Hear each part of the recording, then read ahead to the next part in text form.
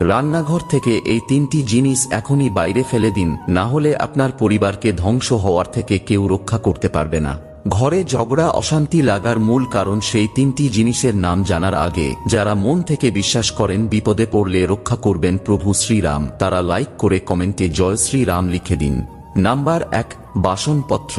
অনেক মানুষই আছেন যারা ভাঙা বাসনপত্র রান্নাঘরে রেখে তা ব্যবহার করতে থাকেন, তবে জেনে নিন বাস্তুশাস্ত্র মতে এমনটা করা একদমই উচিত নয়, কারণ রান্নাঘরে ভাঙা বাসনপত্র বা ময়লা আবর্জনা রাখলে আপনার রাহু দোষ লাগতে পারে, যা পরিবারে ঝগড়া অশান্তির মূল কারণ হয়ে থাকে।